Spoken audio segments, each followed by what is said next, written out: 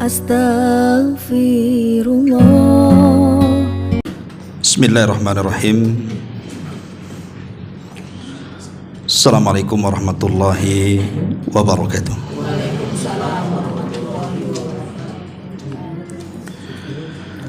Alhamdulillah wassalatu wassalamu ala rasulillah wa ala alihi wa sahbihi wa mawalah wa la hawla wa la quwata illa billahi wa ba'du. Alhamdulillah, di siang hari ini kita kembali bisa duduk di Saung Sunda Sawargi. Tentu kedatangan ibu bapak sekalian ke tempat ini tidak lain dan bukan insyaallah dalam rangka talabul ilmi. Salawat dan juga salam kita hadiahkan kepada Rasul kita Nabi besar Muhammad sallallahu alaihi wa ala alihi wasallam. Pembahasan di siang hari ini kita akan membahas tentang salah satu daripada rukun ibadah hati. Kita tahu bahwa ibadah hati itu jauh lebih mulia dibandingkan ibadah badan. Makanya Nabi SAW mengatakan, ala inna fil jasadi mudghah, idza saluhat saluhal jasadu kulluh wa idza fasadat fasadal jasadu kulluh, ala wahiyal qalbu. Sesungguhnya dalam jasad manusia itu terdapat segumpal daging. Kalau dia baik maka mengakibatkan seluruh jasadnya juga baik. Tapi kalau dia rusak maka mengakibatkan rusak seluruh jasadnya. Segumpal daging itu adalah hati manusia. Dari sini kita tahu bahwa hati itulah yang menjadi komando dari seluruh pergerakan badan. Makanya Imam Ibnul Qayyim rahimahullahu ta'ala mengatakan, al-qalbu kal malik. Hati itu seperti raja. Apapun yang diperintahkannya pasti akan dilaksanakan oleh raganya. Apapun yang dicegahnya maka raganya pun akan ikut berhenti untuk melakukannya. Lah salah satu ibadah hati, bahkan dikatakan rukun daripada rukun-rukun ibadah hati, adalah al-khaufu minallah. Perasaan takut yang ditanamkan dalam hati kita kepada Allah Subhanahu wa ta'ala. Inilah yang kita akan bahas, takut kepada Allah Subhanahu wa ta'ala. Ma'asyiral muslimin wal muslimat rahimani wa rahimakumullah. Ada perkataan bagus daripada Dhunnun. Dhunnun itu pemilik ikan, maksudnya adalah Nabi Allah Yunus alaihi salatu wassalam. Kata beliau, an-nasu ala tariqi ma lam yazal anhumul khawfu, fa idza zala anhumul khawfu dhallu tariqa. Kata beliau, Nabi Allah Yunus alaihi salatu wassalam mengatakan, manusia itu akan terus berada di jalan yang lurus selama perasaan takut tertanam dalam hatinya. Akan tetapi ketika perasaan takut hilang dalam hatinya, maka dipastikan manusia akan tersesat dari jalannya. Apa yang dimaksud dengan perkataan Nabi Allah Yunus alaihi salatu wassalam ini? Bahwa selama takut itu menghinggapi hati kita, maka kita akan melangkahkan kaki di jalan yang lurus. Tapi kalau sampai takut tercabut dalam hati kita, dipastikan jalan yang kita lalui pasti tersesat. Berkata seorang ulama salaf namanya Hatim al-Asam. Hatim al-asam. Asam itu artinya tuli, tapi bukan berarti dia memang tuli, tidak. Disebut hatim al-asam, hatim yang tuli.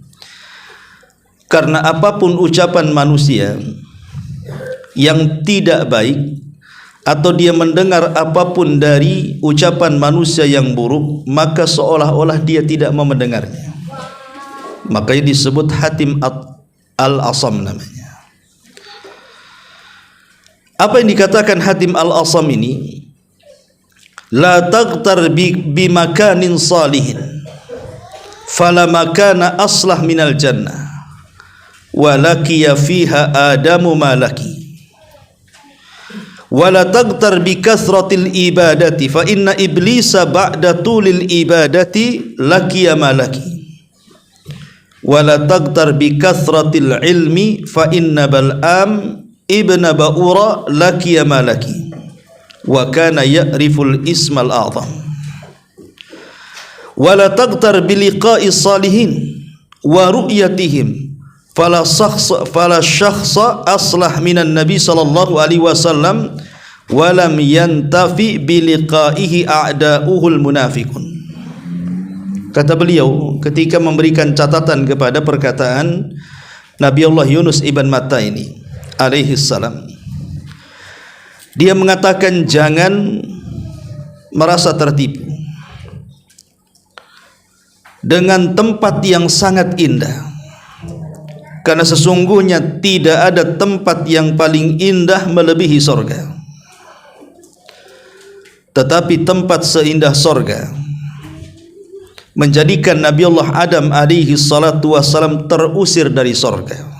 Kenapa? Karena tidak ada takut dalam hatinya. Ketika Allah subhanahu wa ta'ala mengatakan jangan dekati pohon ini, itu larangan. Tapi Nabi Adam alaihi salatu wassalam ketika itu kehilangan takutnya kepada Allah, akhirnya melanggar larangan.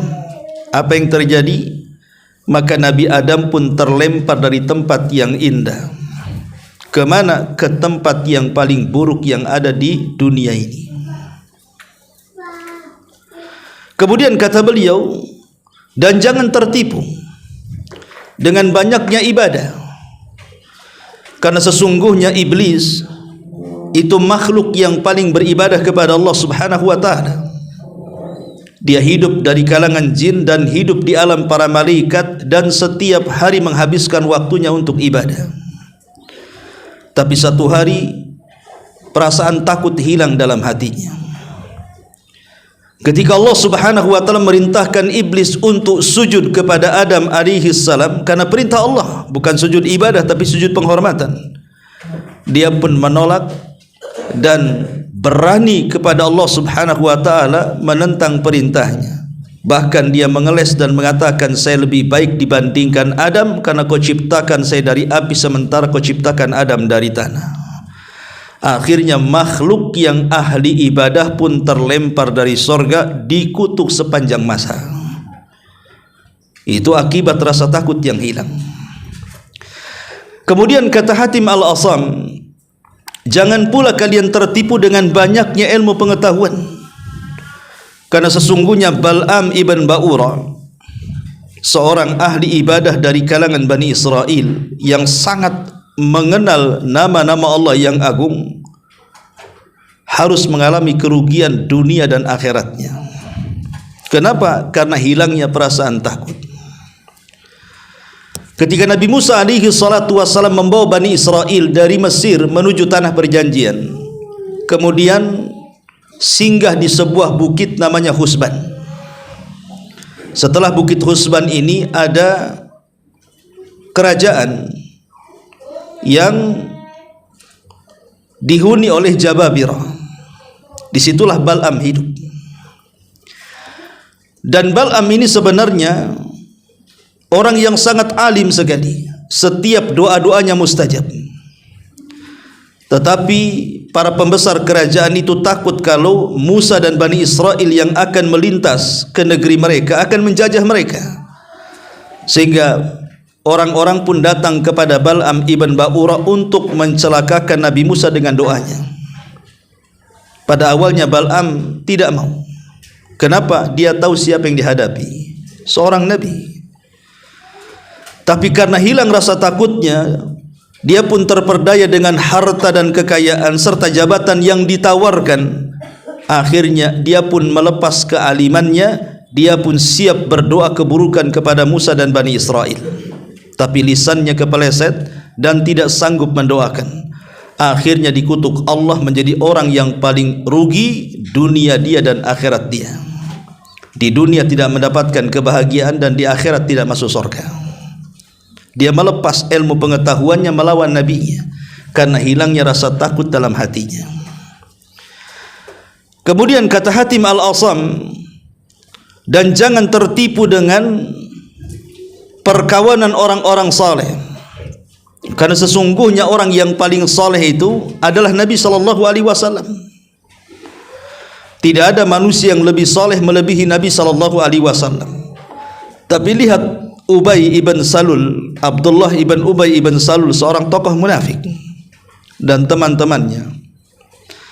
Secara lahiriah mereka adalah sahabat Nabi, karena mereka bersyahadat di hadapan Nabi, solat di belakang Nabi, berjihad bersama Nabi, infak kepada Nabi. Tetapi hatinya tidak memiliki perasaan takut. Dia mengkhianati Nabi SAW dengan hanya menampakkan keislaman dan menyembunyikan kekufuran. Makanya Allah turunkan ayat kepada Abdullah ibn Ubay ibn Salul, innal munafiqina fi darkil asfali minan nar. Sesungguhnya orang-orang munafik itu akan diletakkan di neraka yang paling dalam tingkatan neraka.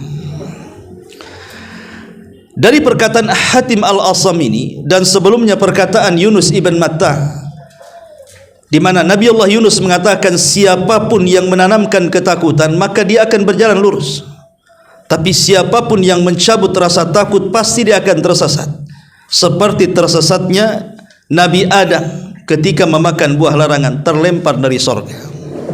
Seperti tersesatnya iblis yang harusnya dia menjadi ahli ibadah bersama para malaikat, akhirnya dikutuk sampai kiamat dibangkitkan. Seperti tersesatnya Bal'am ibn Ba'ura yang harusnya ilmunya bermanfaat justru malah berbalik kepada dirinya. Seperti orang-orang munafik yang tersesat yang harusnya menjadi orang-orang yang muliakan di samping Rasul selamanya, tapi justru menjadi para penghuni neraka yang paling dalam tingkatan neraka. Itu semua kenapa? Karena rasa takut yang hilang. Dari sini kita tahu bahwa takut itu penting ditanam. Minimalnya kata para ulama, ada 3 manfaat orang yang menanamkan perasaan takut itu. Pertama, dia akan terjaga dari perbuatan zina. Ketika Nabi SAW menyebutkan tentang 7 kelompok yang akan mendapatkan naungan di hari yang tidak ada naungan kecuali naungan Allah Subhanahu wa taala, salah satunya Nabi SAW mengatakan seorang laki-laki yang diajak untuk berzinah dengan seorang wanita yang memiliki paras cantik dan kehormatan, dia pun mengatakan inni akhafullah, saya takut kepada Allah, saya tidak akan berzina. Maka laki-laki ini mendapatkan naungan di hari yang tidak ada naungan kecuali naungan Allah Subhanahu wa taala. Dan ini juga disyaratkan kepada kisah siapa? Nabi Yusuf. Nabi Yusuf alaihi salatu wassalam. Saat Nabi Yusuf alaihi salatu wassalam digoda oleh seorang wanita yang sangat cantik, yang sangat terhormat, Zulaiha. Kita tahu bahwa Nabi Yusuf itu anak muda. Anak muda itu syahwatnya lagi tinggi. Yang kedua, dia seorang musafir. Kalaupun dia bermaksiat, orang kampungnya tidak tahu. Yang ketiga, yang mengajak berzinah bukan dia, tapi wanitanya. Yang keempat, dia berada di satu ruangan yang tidak ada seorang pun di dalamnya. Yang kelima, semua pintu, jendela terkunci rapat. Siapa laki-laki yang tahan diajak berzina sementara wanita di hadapannya wanita cantik dan terhormat, dan dia yang mengajaknya? Tapi karena perasaan takut yang tertanam kepada Nabi Yusuf alaihi salatu wassalam, Allah selamatkan dari perzinahan ini. Ini yang pertama. Yang kedua,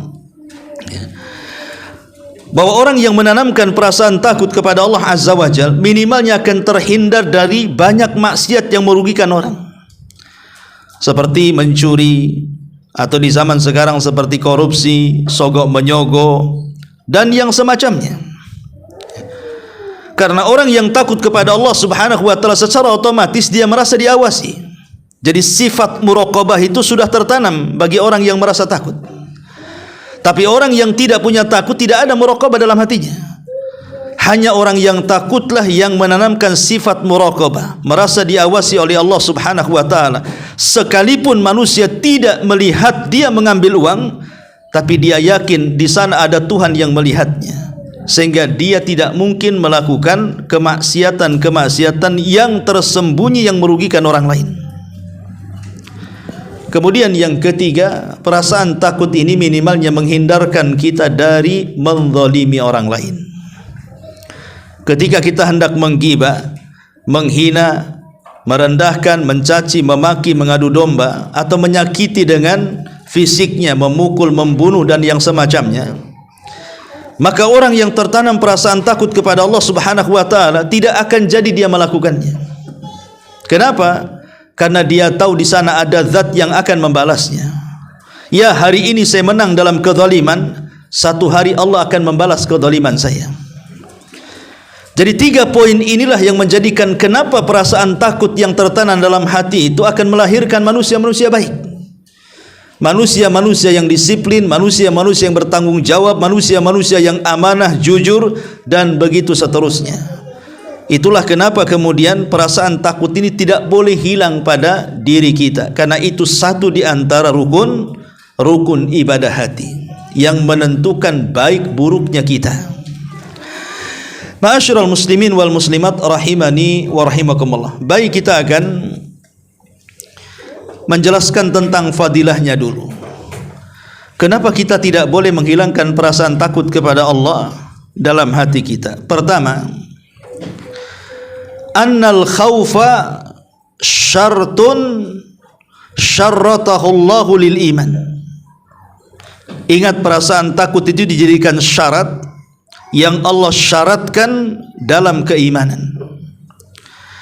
Allah Subhanahu wa taala mengatakan dalam surah Al-Maidah 44, fala tahshawun nasa wahshawni. Janganlah kalian takut kepada manusia, tapi takutlah kepadaku. Fala takhafuhum wa khafuni. Janganlah kalian takut kepada mereka, tapi takutlah kepadaku. Dan dalam ayat yang lain, innahum kanu yusari'una fil khairat wa yad'unana raghaban wa rahaba. Sesungguhnya mereka para nabi bersegera untuk melakukan banyak kebaikan, dan mereka pun menyeru berdoa kepada kami dengan penuh harap dan rasa takut. Ulama mengatakan bahwa takut itu syarat di antara syarat keimanan, karena Allah gantungkan dalam satu ayat, fala takhafuhum wa khafuni in kuntum mu'minin. Janganlah takut kepada mereka, tapi takutlah kepadaku jika kalian memang orang-orang yang beriman. Lihat bagaimana Allah gantungkan perasaan takut dengan iman, seolah-olah selama masih ada takut berarti masih ada iman. Kalau hilang takutnya, hilang imannya. Karena tidak mungkin seseorang berzina, ketika dia berzina dia sempurna imannya. Tidak mungkin seorang pencuri saat dia mencuri dia sempurna imannya. Dipastikan imannya akan kurang. Kenapa? Karena ada yang hilang pada dadanya. Apa itu? Perasaan takut. Sebab kalau dia takut, tidak mungkin dia berzina, tidak mungkin dia mencuri. Artinya takut itu bisa menyempurnakan iman seseorang. Yang kedua, innal jannata ma'wal khaifin. Sesungguhnya sorga itu adalah tempat tinggal bagi orang-orang yang takut. Allah Subhanahu wa taala mengatakan dalam surah An-Nazi'at ayat 40, wa amma man khafa maqama rabbih wa nahan nafsa 'anil hawa fa innal jannata hiyal ma'wa. Adapun orang-orang yang takut maqam Rabbnya, kedudukan Rabbnya, dan dia mencegah hawa nafsunya untuk mengikuti hawa nafsunya, maka sorgalah tempat yang layak kepadanya. Lihat bagaimana Allah Subhanahu wa ta'ala menempatkan orang-orang takut bahwa mereka akan mendapatkan balasan di sorga. Kemudian yang ketiga, antakuna fi dhilli arsyir rahman, bahwa orang-orang yang takut itu akan mendapatkan naungan arsy ar-Rahman kelak pada hari kiamat. Saat manusia di padang mahsyar, matahari didekatkan 1 mil di atas kepala, berkeringat bercucuran sampai ada yang membasahi selutut, sepusar, sedada, bahkan tenggelam dengan keringatnya.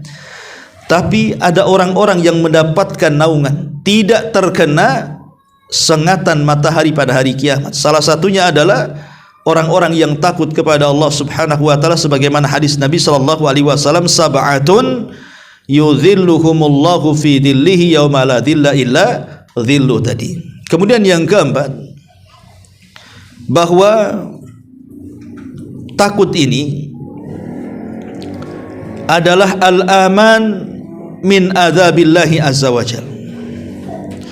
Perasaan takut yang ditanamkan di dunia, maka itu akan menjadi keamanan bagi kita dari azab Allah Subhanahu wa ta'ala.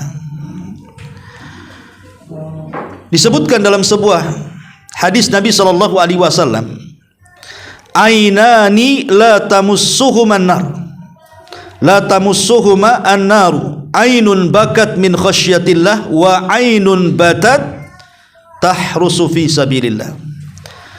Dua mata yang tidak mungkin tersentuh api neraka, kata Rasul. Pertama, mata yang menangis karena takut kepada Allah Subhanahu wa ta'ala, dan yang kedua, mata yang berjaga saat menjaga di perbatasan di jalan Allah Subhanahu wa ta'ala. Lihat bagaimana Rasul mengatakan ainun bakat min khasyatillah, mata yang menangis karena takut kepada Allah Subhanahu wa ta'ala, maka akan mendapatkan keamanan. Karena kata Nabi, tidak mungkin seseorang itu menggabungkan dua keamanan sekaligus atau dua takut sekaligus. Maksudnya aman di dunia, aman di akhirat, takut di dunia, takut di akhirat. Tidak mungkin. Tetapi siapa yang merasa aman di dunia, dia orang yang paling takut di akhirat. Dan siapa yang paling takut di dunia, dia pula yang paling aman di akhirat. Jadi orang yang paling takut di dunia, maka dia paling aman di akhirat. Siapa yang paling aman di dunia, dia paling takut di akhirat.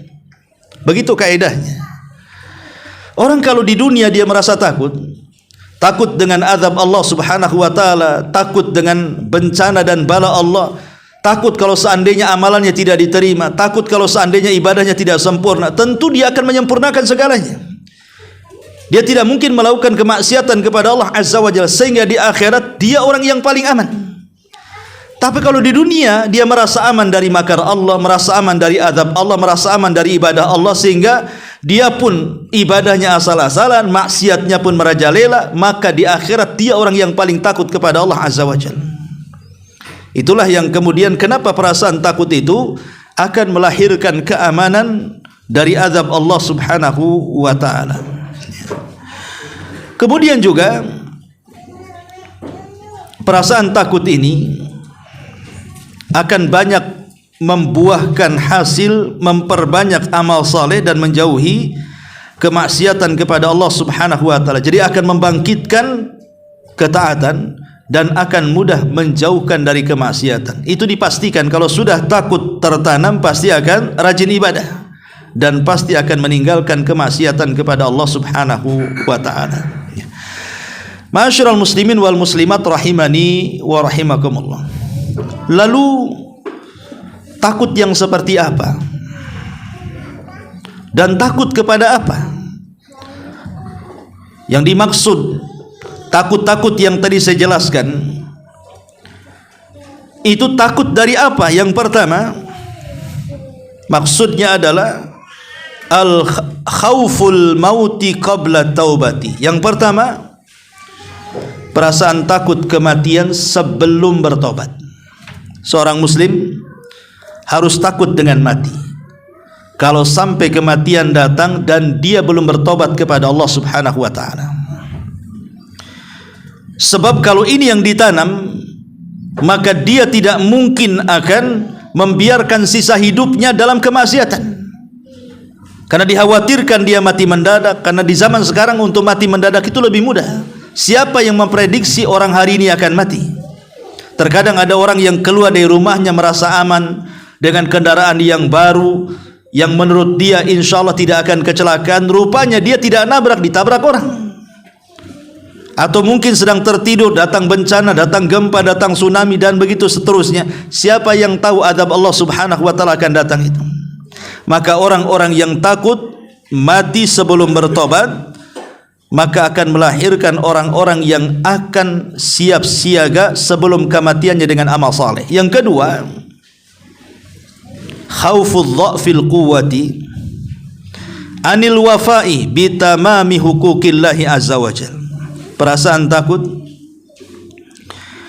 sebelum lemahnya kekuatan untuk menyempurnakan hak-hak Allah subhanahu wa ta'ala. Orang yang seperti ini takut lemah sebelum melaksanakan hak-hak Allah subhanahu wa ta'ala, pasti akan memanfaatkan sisi kesehatannya.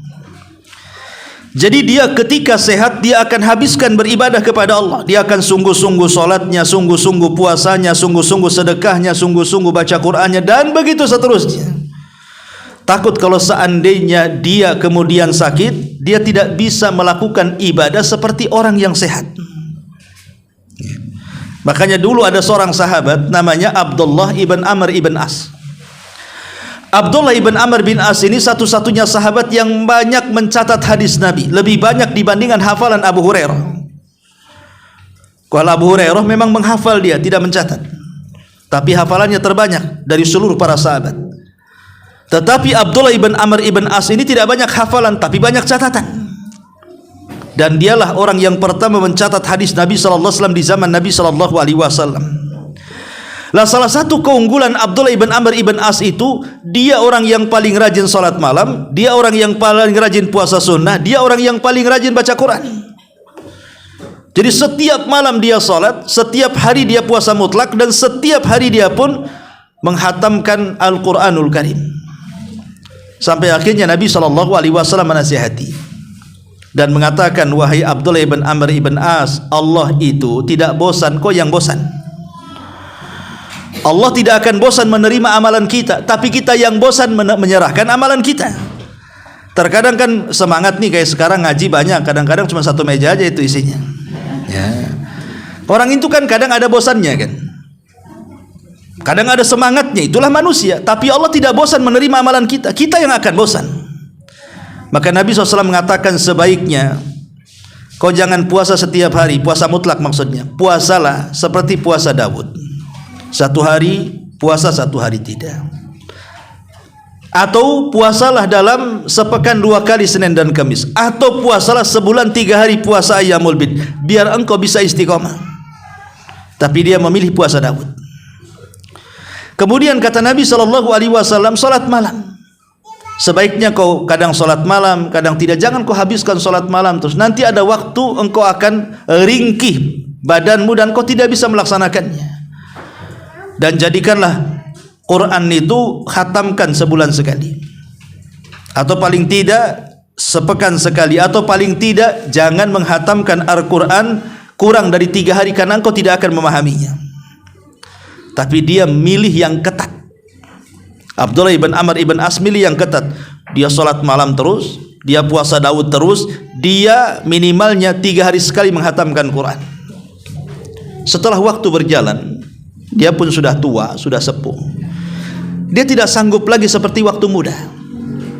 Dia sudah tidak tahan salat lagi, sudah tidak tahan puasa lagi, sudah tidak tahan baca Quran lagi. Dengan ketat mulai melonggar. Dari situ dia menyesal. Kenapa aku dulu tidak menerima nasihat Nabi untuk mengambil yang ringan supaya saya bisa istiqomah sampai tua?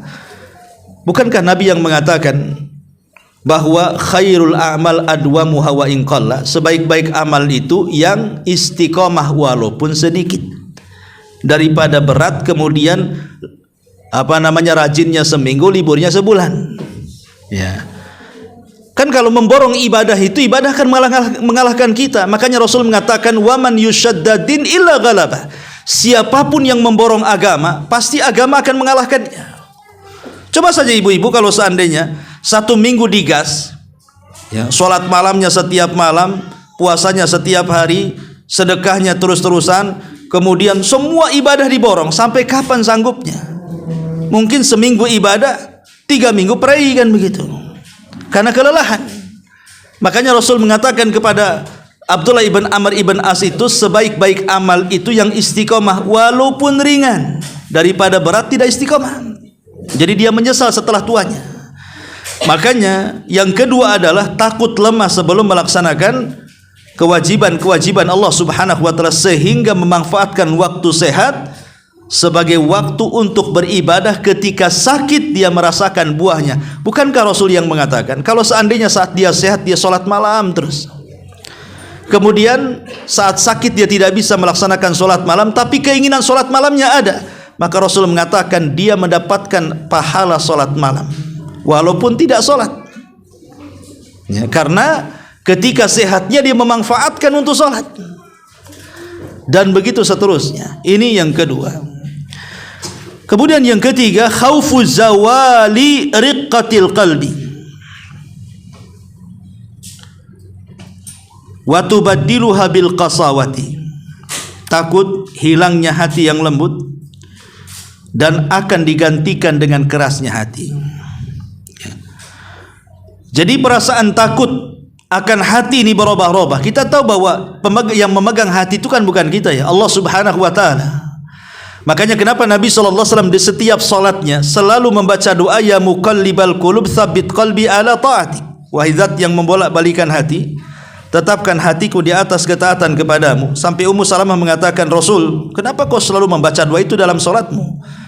Maka Rasul mengatakan, ya Ummu Salamah, bukankah hati manusia itu berada dalam genggaman Allah? Allah bisa memutar balikan seketika, sesat seketika, dapat hidayah seketika, lembut seketika, keras seketika. Hati kita itu yang megang bukan kita, tapi Allah Subhanahu wa taala, kata Nabi. Makanya takutlah kalau seandainya kita hari ini masih lembut hatinya, maka kelembutan hati ini pertahankan sebelum datang keras hati. Dan tentu lembutnya hati dan kerasnya hati kan ada penyebabnya. Maka jauhilah sebab-sebab yang menjadikan hati keras, dan ambillah sebab-sebab yang bisa melembutkan hati. Contohnya umpamanya ada anak yatim, diusap kepalanya. Bukankah Rasul yang mengatakan, wahai sahabatku, kalau engkau ingin melembutkan hati, usaplah kepala anak yatim, maka engkau akan mendapatkan pahala sebanyak rambut yang ada di kepalanya. Jadi kalau ada anak yatim, usap kepalanya. Kemudian renungkan bahwa anak ini tidak memiliki orang tua, macam mana masa depannya, sehingga lembutlah hati kita untuk menolongnya. Tetapi maksud anak yatim di sini la aitama ba'dal bulugh, tidak dinyatakan anak yatim kalau setelah balik. Ya, kalau sudah balik saya pun anak yatim, sentuh saja kepala saya. Ya. Tapi jangan pakai sentuh saja, kasih amplop juga. Kalau anak-anak yatim disentuh kepala tak mau lah, ya kan, harus dikasih sayang, dikasih uang, dikasih pakaian, dikasih ini kan, supaya kalau lihat kita ini ingin disentuh. Kalau datang main sentuh saja takutlah dia nengok kita, ya. Jadi ini juga ambil sebab-sebab yang bisa melembutkan hati. Takut kalau seandainya satu hari hati kita keras, karena kerasnya hati itu bisa menutup hidayah. Kemudian yang keempat, khauful maili anil istiqamah. Hendaklah menanamkan perasaan takut, jangan sampai seseorang itu berpaling dari istiqamah. Betapa banyak orang-orang yang awalnya istiqamah akhirnya tersesat. Seperti yang tadi di muqaddimah saya jelaskan tentang kisah siapa? Bal'am ibn Ba'urah. Bal'am ibn Ba'urah ini orang istiqamah.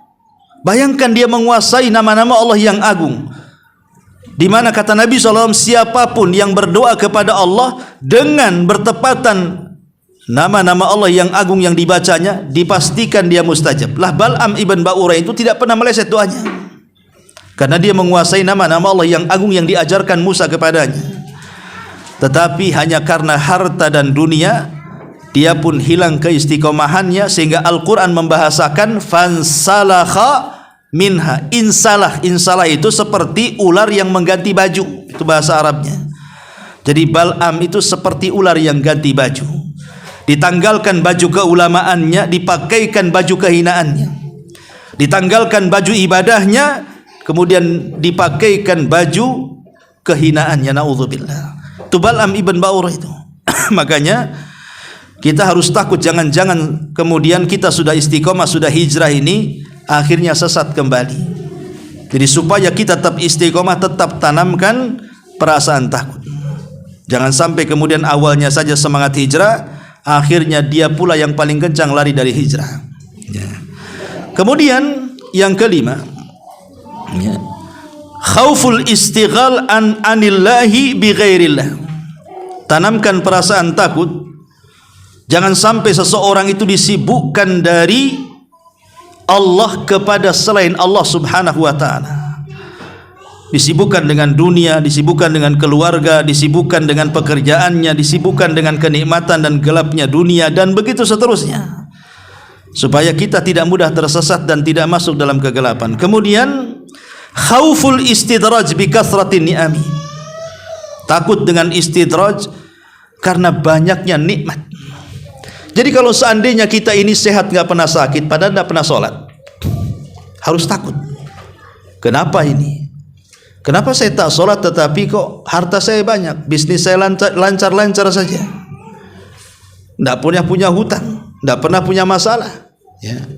Kenapa usia panjang? Saya sudah usia 7 tahun padahal nggak sholat, nggak apa-apa, tapi kok diberikan usia panjang, diberikan kesehatan, tidak disentuh dengan penyakit.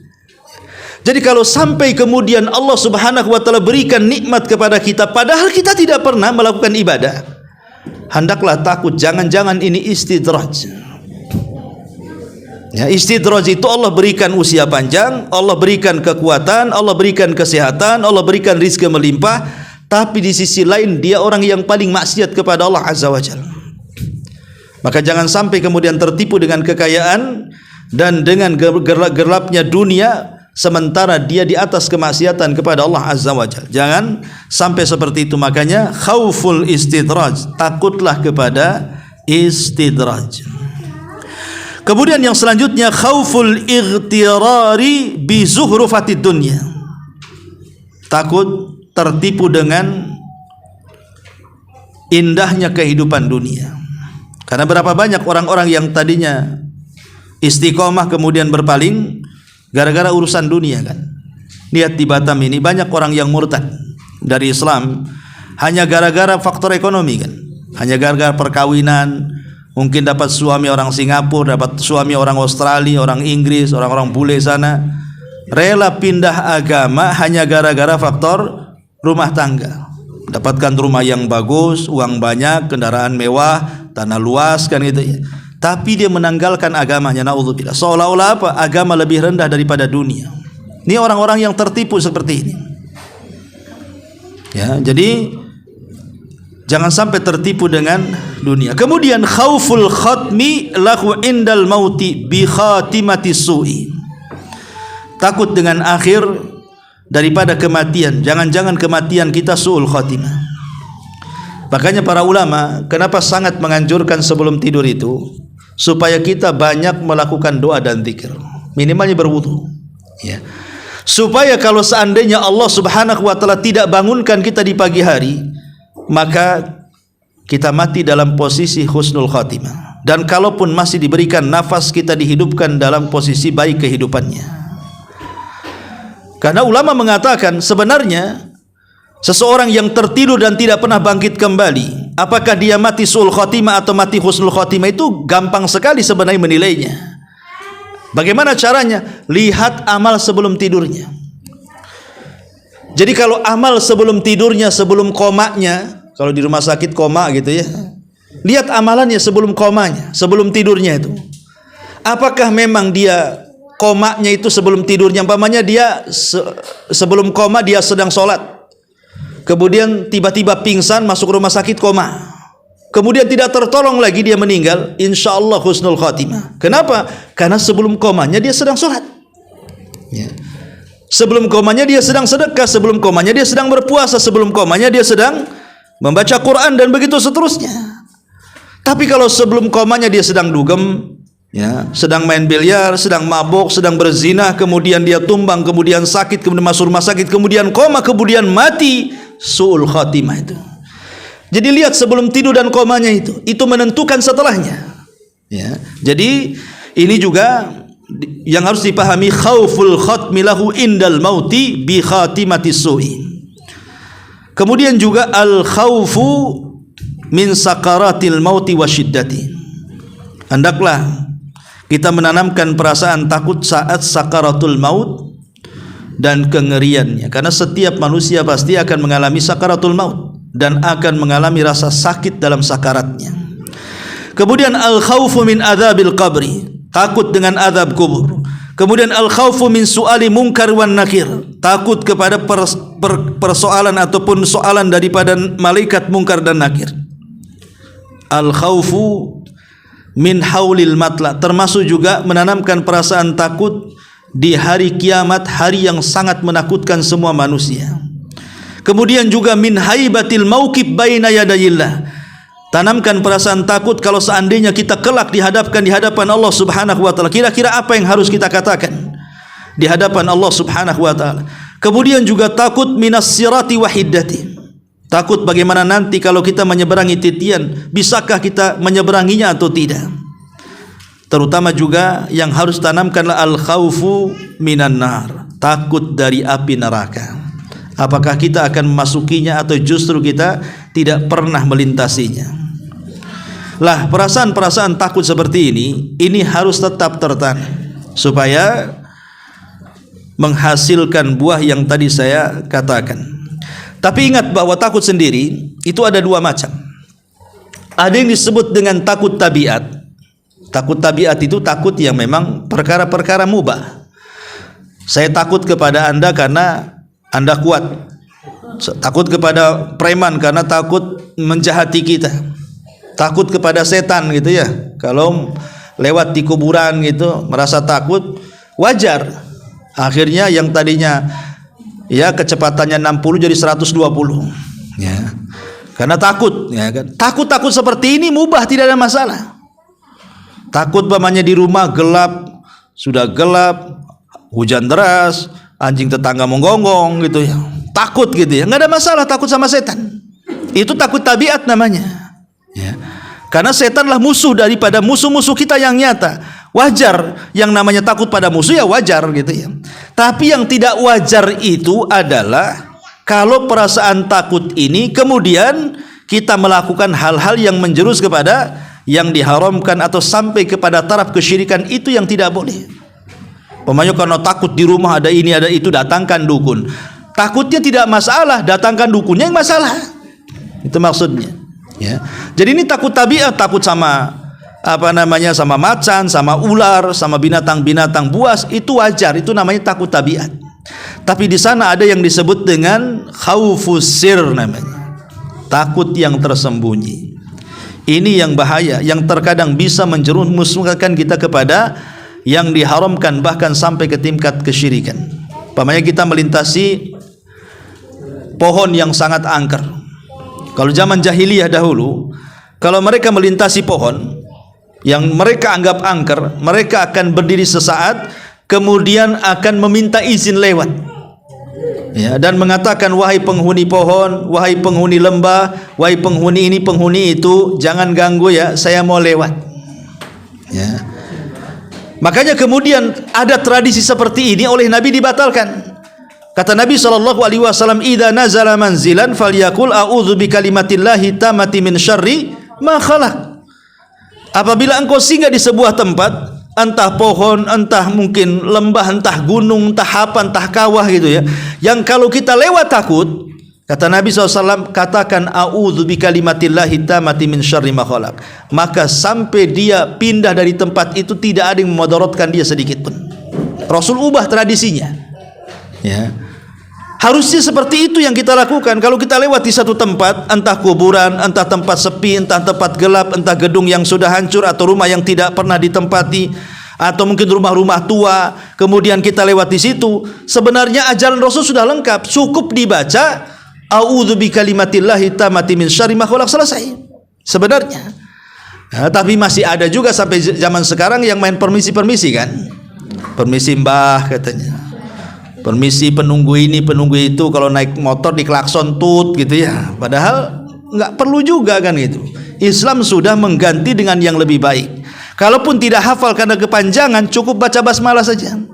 Bukankah Rasul yang mengatakan kalau seandainya ada perasaan takut kepada sesuatu, pertama kata Rasul baca basmalah, yang kedua jangan pedulikan. Jadi baca basmalah dan jangan pedulikan.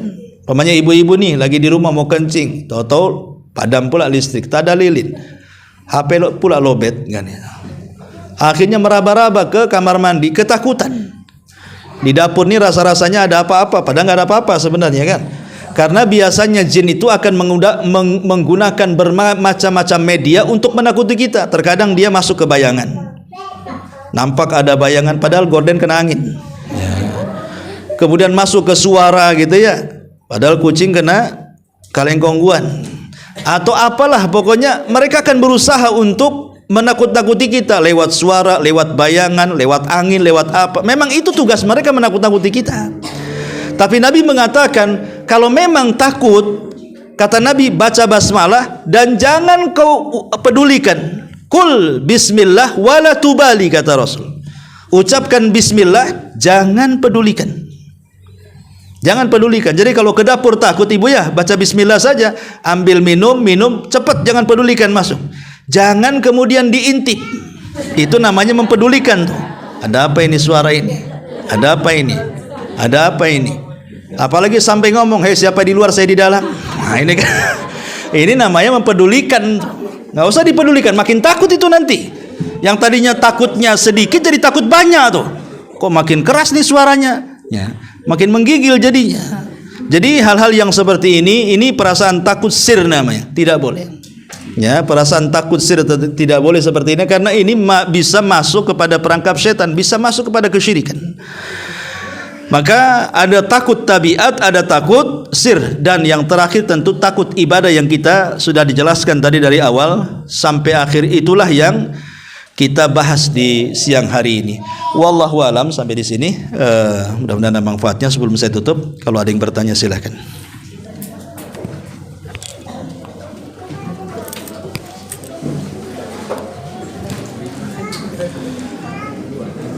Nggak ada? Alhamdulillah. Kalau nggak ada, kita tutup dengan doa kafaratul majlis. Subhanakallahumma bihamdika asyhadu an la ilaha illa anta astaghfiruka wa atubu ilaik. Allahu taala alam. Assalamualaikum warahmatullahi wabarakatuh.